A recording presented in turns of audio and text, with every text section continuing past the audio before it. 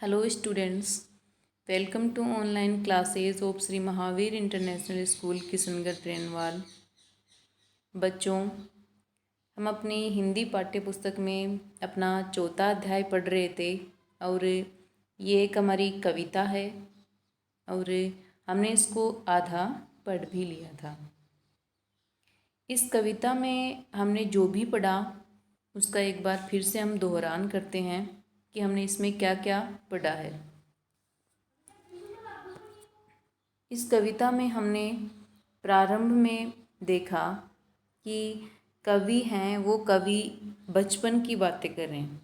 इस कविता के माध्यम से जो कवि हैं वो हमें बचपन का जो सुहाना सफ़र होता है, जो सुहाना समय होता है, उसके बारे में बता रहे हैं कि किस प्रकार का हमारा बचपन का समय होता है और जो बचपन के जो क्षण होते हैं उनको बीत जाने के बाद में हम उसको कितना याद करते हैं और याद करके केवल यही सोचते हैं कि काश वो समय वापस से लौट आए या फिर जो समय वो था वो वहीं पर ठहर जाता तो बहुत ही ज़्यादा अच्छा होता।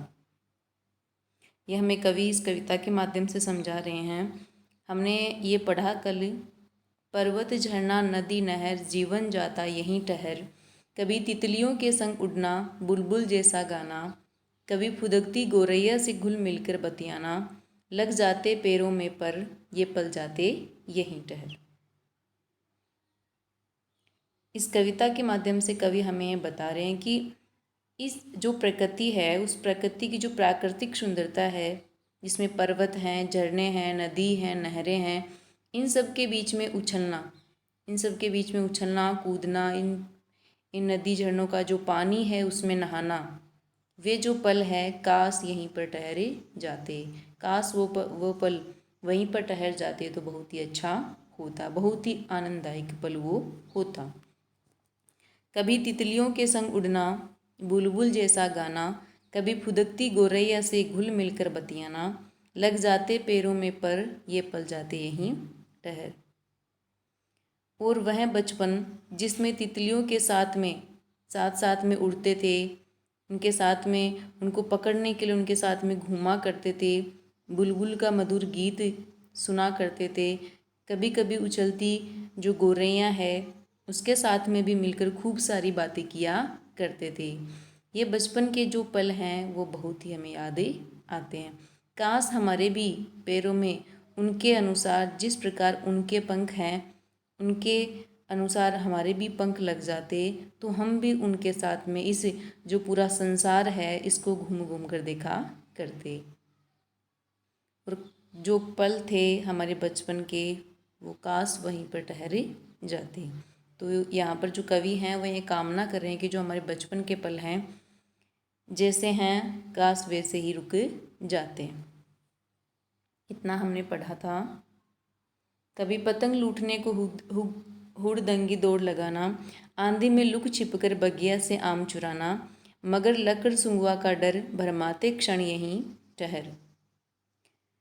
और वह समय जब हम पतंग को लूटा करते थे और सभी इधर उधर हल्ला गुल्ला करके खूब शोर मचा करके दौड़ते थे, और आंधी आने पर जब छुपकर बगीचे में से चुराकर आम खाया करते थे, और जो मगरमच्छ हैं और जो लकड़बग्गा है उन्हें देखकर जो हमें बहुत ज़्यादा डर लगता था, काश वो पल वहीं पर रुक जाते, काश वो पल वहीं ठहर जाते तो बहुत ही ज़्यादा अच्छा होता। जानबूझकर भीग भीग बारिश में खूब नहाना, इधर उछलना उधर फिसलना, बस्ता ले गिर जाना, बरसे मेघा चहर चहर बरसाती दिन यहीं ठहर।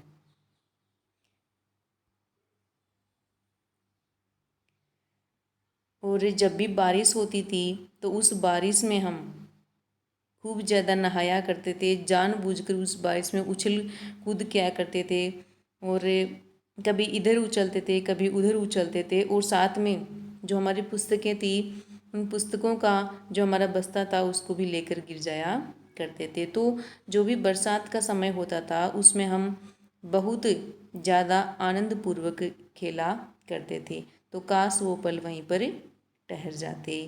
इतनी कविता हमने कल पढ़ी थी, उसको मोटे मोटे रूप में हमने फिर से उसका दोहरान किया है। और अब पढ़ते हैं हम आगे। ताल तलैयों में कागज़ की नैया का तेरा नाम, कुत्ते बिल्ली बछड़ों को ललकार खूब दौड़ाना, मेंढक बन करते टर टर रट्टू मनवा यहीं टहर। यहाँ पर जो हमारे कवि हैं वो हमें ये बता रहे हैं कि जैसे ही जो बरसात का समय होता है, उस बरसात के समय में जो छोटे बड़े गड्ढे बने हुए होते हैं ज़मीन में, उन छोटे बड़े जो गड्ढे होते हैं उनमें पानी भर जाता है। और जो भी छोटे मोटे ताल तलैया का अर्थ होता है तालाब, छोटे मोटे तालाब। नैया का अर्थ होता है नाव। छोटे मोटे जो गड्ढे होते थे उनमें पानी भर जाता था और छोटे मोटे जो तालाब थे वो भी पानी से पूरे भर जाते थे। उस समय नैया का तैराना, उस समय कागज़ की नाव बनाकर हम उसमें तैराया करते थे। उस समय जो कागज़ की नाव बनाकर तैराते थे उसका आनंद बहुत ज़्यादा हमें प्राप्त होता था। कुत्ते बिल्ली बछड़ों को ललकार खूब दौड़ाना, और जो कुत्ते और बिल्ली के जो बच्चे होते थे उनके साथ हम खूब खेला करते थे और खूब उनको ललकार करके, खूब उनके साथ में दौड़ करके, खूब उनको बुला बुला करके उनके साथ में खूब दौड़ा करते थे। मेंढक बन करते टर टर रट्टू मनवा यहीं टहर। और मेंढक के साथ में भी हम एक मेंढक ही बनकर उसी के अनुसार बोलकर खूब आवाज़ें निकाला करते थे। काश वो समय वहीं पर ठहर जाता, काश वो समय वहीं पर रुक जाता। तो इस प्रकार जो कवि हैं वो अपने बचपन के पलों को याद करते हुए बोल रहे हैं कि जब जो ही बरसात का समय आता है तो बरसात के आने पर जो छोटे मोटे गड्ढे होते हैं वो पानी से भर जाते हैं और तालाब पानी से भर जाता है। उसमें कागज़ की नाव बनाकर तैराना बहुत अच्छा लगता था। कुत्ते बिल्ली और उनके बछड़ों के साथ में खूब खेला करते थे, उन्हें ललकार करके उनके साथ में खूब दौड़ लगाया करते थे। और मेंढक के साथ में हम खुद ही मेंढक बन जाया करते थे और उस मेंढक के अनुसार ही हम आवाज़ निकाला करते थे। काश वो हमारे जीवन के पल, वो हमारे बचपन के पल वहीं पर ठहरे जाते, वहीं पर रुक जाते।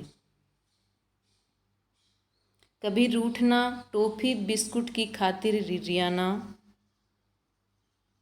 माँ की मीठी डांटें सुनना और कभी गुस्साना, लगे दूध जो रखा जहर, नखरीले क्षण यहीं ठहर।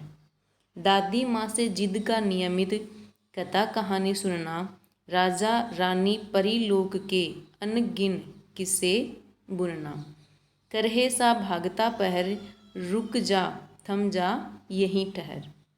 जो हमारे कवि हैं भगवती प्रसाद द्विवेदी जी, वो हमें ये बता रहे हैं कि कभी रूठना टॉफ़ी बिस्कुट की खातिर रिरियाना। क्योंकि जब हम बचपन में होते हैं, जब बचपन का हमारा जो समय होता है उस समय में हम टॉफ़ी और बिस्कुट के लिए खूब रूठते हैं, रोते हैं। किसी को ज़्यादा दे दिया, किसी को कम दे दिया, इसके लिए हम खूब रूठते हैं और खूब ही रोते हैं। तो जो हमारी माँ होती है वो हमें डांटती भी है, उनसे हमें डांट भी सुननी पड़ती है और कभी कभी हमें प्रेम से जो हमें चाहिए होता है वो हमें दे भी देती है। तो कभी टॉफ़ी बिस्कुट के लिए रूठना, रोना और माँ की मीठी मीठी डांट सुनना और कभी गुस्सा हो जाना, ये सब जो पल हैं, ये सब जो बातें हैं, वो हमें उस समय की जो पल, उस समय की जो बातें हैं, काश वो वहीं पर ठहर जाती। लगे दूध जो रखा जहर, और हमारे बचपन में जो दूध था वो एक जहर के समान हमें लगता था।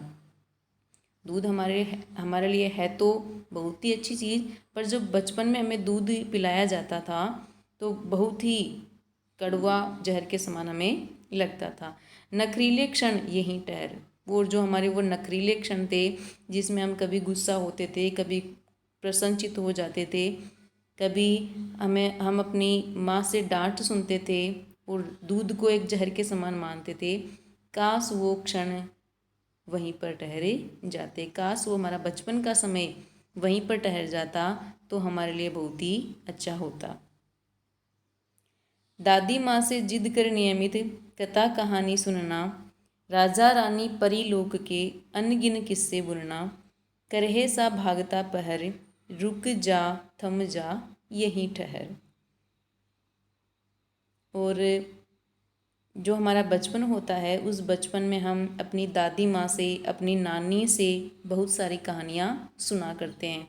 वो अपने जो हमारी दादी माँ होती है वो अपने बचपन की कहानियाँ सुनाती है, और जो भी इतिहास होता है हमारा उनकी हमें कहानियाँ सुनाती है, और उनके मुख से कहानियाँ सुनना में बहुत ही अच्छा लगता है।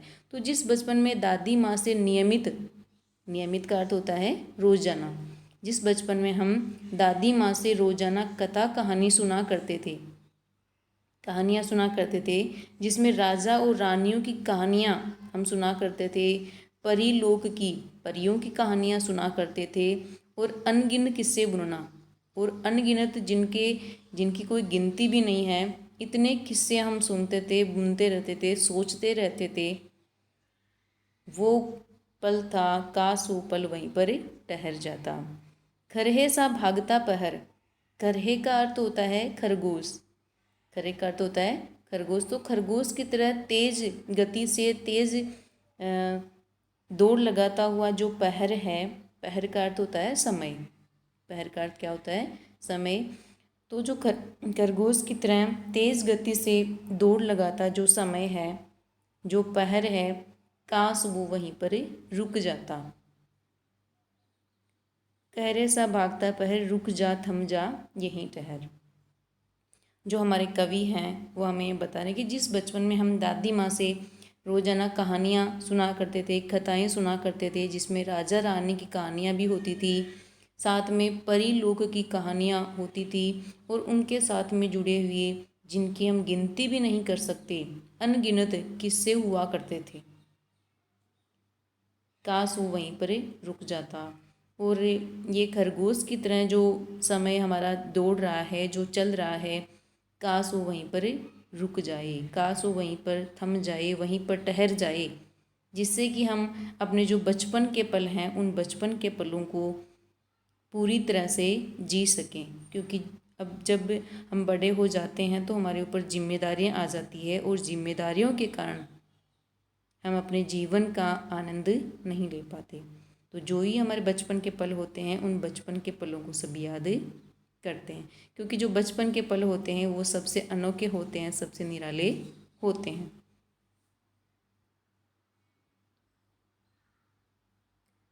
शब्द भंडार है हमारे। मेघा यानी बादल, तलैया यानी छोटा तालाब, नैया यानी नाव, नखरीले यानी नखरा करने वाले, अनगिन यानी जिनको गिना नहीं जा सकता। उच्चारण अभ्यास है इसमें।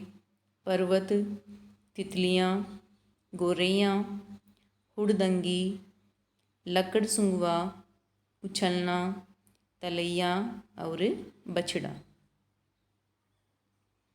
ठीक है बच्चों, आज हमने ये जो अपनी कविता है उसको पढ़ा, आगे हम पढ़ेंगे कल।